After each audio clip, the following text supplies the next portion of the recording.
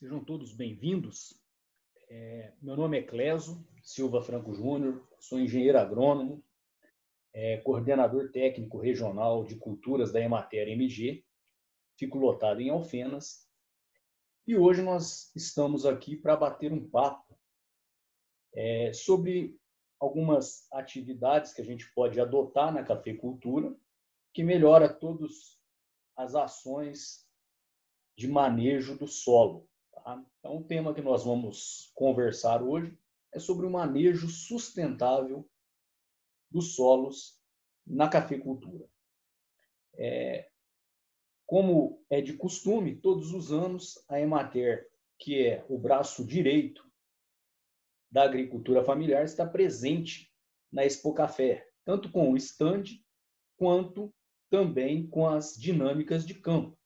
Mas este ano, por conta da pandemia, todo o modelo da Expo Café foi ajustado a uma nova realidade e essas dinâmicas, essas palestras, esses bate-papos técnicos estão acontecendo de forma interativa, de forma digital. E a gente pede licença para estar aí, então,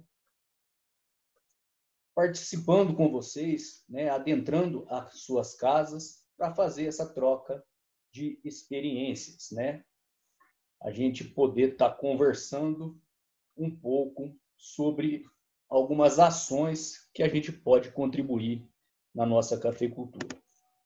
Então, como eu me apresentei, meu nome é Cléso, tá? Eu fico em Alfenas e hoje nós vamos conversar um pouco sobre o manejo sustentável de plantas de cobertura. Basicamente, todo mundo já ouviu falar sobre o que são plantas de cobertura. São plantas que nada mais são do que plantas que têm o efeito de fazer a cobertura do solo, proteger esse nosso solo. E isso não é uma atividade recente. Existem trabalhos de pesquisas, livros, artigos científicos que mostram a utilização dessa prática muito antiga, muito antiga. E na cafeicultura, nos últimos anos, a gente vem observando um grande avanço da utilização dessas práticas. E plantio direto em cereais é uma realidade. E na cafeicultura ainda tem algumas dúvidas, algumas divergências de informações, e a gente vai trazer algumas informações a respeito do que a gente tem observado e acompanhado aí também com pesquisas. Esse manejo ou esse consórcio dessas plantas de cobertura com o cafeeiro, a gente pode estar trabalhando nas diversas fases da cafeicultura. Aqui no caso, vocês estão vendo, em lavouras novas. É possível a gente trabalhar com esse consórcio e permitindo aí inúmeros benefícios no desenvolvimento, desde o plantio, na implantação, no desenvolvimento inicial dessa nossa lavoura. Também podemos trabalhar com manejo em lavouras em produção e principalmente com manejos em épocas que a gente trabalha com podas nessas lavouras, principalmente que a gente acaba expondo esse solo a condições adversas climáticas, Maior insolação, maior risco de erosão, e também é um momento importantíssimo para que assim nós consigamos fazer um preparo melhor do solo ou uma descompactação desse solo, Uma melhoria da estruturação desse solo, permitindo uma maior infiltração de água nesse solo, uma descompactação desse solo. E também trabalhos em ações a minimizar o surgimento de plantas daninhas, que quando a gente faz esse manejo de poda, automaticamente a gente observa uma grande incidência de plantas daninhas também. Quais são os benefícios que a utilização desse consórcio com plantas de cobertura na cafeicultura podem propiciar? Primeiro, melhorias na fertilidade do solo, tá? Melhorando principalmente aspectos relacionados à matéria orgânica, que tem inúmeros benefícios em relação à fertilidade do solo. E também pela própria disponibilidade de raízes no perfil desse solo, podendo fazer a mobilidade, né, ou transferir nutrientes que estão disponíveis nas camadas mais superficiais do solo, estas sendo absorvidas por essas plantas de cobertura e automaticamente depositando nessa planta em um perfil de solo diferente, né? Colocando então essa disponibilidade desses nutrientes no sistema radicular dessas plantas em profundidades um pouco diferentes. Também a atividade biológica do solo, né? A gente estimula a atividade microbiológica, inúmeros micro-organismos benéficos que a gente tem no solo, solubilizadores de fósforo, de potássio, né? Micro-organismos que atuam diretamente com nitrogênio, decomposição da matéria orgânica, entre outros. Essas plantas de cobertura também propiciam uma redução da temperatura do solo, porque o solo está protegido, minimiza os efeitos de erosão, melhora o armazenamento de água do solo, entre outras ações inúmeras que a gente pode estar relacionando aí a essas plantas de cobertura. Já iniciando, a gente já mostra aqui um trabalho que foi utilizando algumas espécies de crotalária no desenvolvimento inicial do cafeeiro. Observem aí como que a gente aumentou a altura da planta, né, no desenvolvimento inicial, aumentamos também o comprimento de ramos plagiotrópicos e também o crescimento de internódios nos ramos plagiotrópicos. Ou seja, colocamos condições para que essa planta desenvolvesse melhor e tivesse um potencial produtivo maior já na primeira safra. Aqui um outro trabalho também mostrando em relação à temperatura e umidade do solo. Todas essas plantas de cobertura, né, da crotalárias aqui, espécies de crotalárias, nós conseguimos reduzir a temperatura do solo em comparação à temperatura.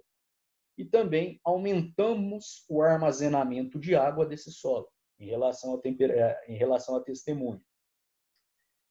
Aqui também um outro trabalho com plantas de inverno, no caso aqui, utilizando aveia, nabo, braquiárias, e os efeitos também foram similares, ou seja, essas plantas de cobertura propiciaram um maior armazenamento de água no solo e, consequentemente, uma menor temperatura desse solo, dando melhor condições para essas plantas se desenvolverem. Em relação à produção de biomassa que essas plantas de cobertura propiciam no sistema, observe aí que a gente consegue disponibilizar em torno de 10, 14 toneladas de massa verde por hectare, só nas entrelinhas do cafeeiro. E isso corresponde aí a 2,5 até 3,5 toneladas de massa seca por hectare. Olha como que é uma possibilidade da gente estar produzindo matéria orgânica na nossa própria lavoura, sem ter a necessidade de estarmos trazendo, né, matéria orgânica oriunda de outras regiões, que tem custo, demanda mão de obra, e às vezes a gente pode ter problemas também de algum patógeno ou plantas daninhas, se esse material não for bem preparado. Em relação a plantas de café que sofreram podas de esqueletamento, a produção de biomassa é infinitamente maior, de 12 a 30 toneladas de massa verde e de 3,5 toneladas até 8 toneladas de massa seca. Então, o potencial de produção de matéria orgânica na área é muito grande. Essas plantas de cobertura também, algumas têm algum efeito em minimizar ou reduzir a população de nematóides. Observem aqui que a área, no início do trabalho, tinha 23 nematóides para cada 100 gramas de solo, meloidógeno. À medida que a gente foi trabalhando algumas plantas de cobertura, depois de 3 anos, nós tivemos aqui 1,75 nematóides meloidógeno por 100 gramas de solo, com o uso da crotalária. Então, olha o efeito nematicida que a gente pode estar trabalhando, ou um efeito redutor de população de nematóides no solo. Essas plantas de cobertura também têm efeitos em supressão de plantas daninhas. Os trabalhos que a gente conduziu também, utilização de crotalária e um mix, um coquetel com várias leguminosas, conseguiu reduzir a população de buva de 12 plantas por metro quadrado para 0. E a utilização da braquiária também reduziu a população de amargoso de 10,7 plantas para 0. Então, tem efeitos supressores também em relação a essas plantas daninhas. Outros pesquisadores, como o Alecrim aqui também, e colaboradores, observou aí com feijão de porco, mucuna, braquiária, que reduziu até 70% de espécies de plantas daninhas com a utilização dessas plantas em relação a testemunho. E muitas dessas plantas daninhas são de difícil controle. Em termos de fertilidade, a gente observa um aumento do teor de matéria orgânica, um aumento do teor de fósforo, tanto na camada mais superficial, de 0 a 10, quanto na camada de 10 a 20. Tá? Então, os benefícios na fertilidade, às vezes, inicialmente, a gente não é tão visível, tão fácil de identificar, mas com o decorrer do tempo, a gente começa a observar e vários com expressividades.